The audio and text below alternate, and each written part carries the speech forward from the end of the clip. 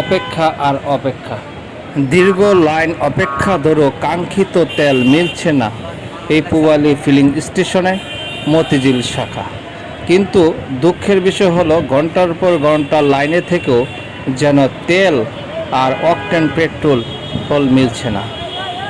মানুষের হাহাকার, গাড়ির সিরিয়াল। কিন্তু এই সংকট কবে কাটবে এই দেশের?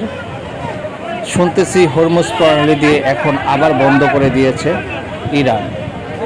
যুদ্ধ বিরতি থাকাকালীন অবস্থাও তেলের জাহাজ পেরোতে পারছে না কোনো দেশেই। বাংলাদেশের মজুদ খুবই সংকট, খুবই কম, অল্প, কিন্তু কাঙ্ক্ষিত তেল না পাওয়ার কারণে মানুষের হট্টগোল এই পূবালী ফিলিং স্টেশনে লেগে আছে। মানুষের হাতাহাতি, ঝগাঝগি, বিবাদ এই তেলের কারণে বেড়ে যাচ্ছে, কিন্তু কাঙ্ক্ষিত সিরিয়ালে থেকেও এই তেল মিলছে না। কবে যে এই দুর্ভোগ শেষ হয় আল্লাহ ভালো জানে। এর মধ্যে তেলের ঊর্ধ্বগতি।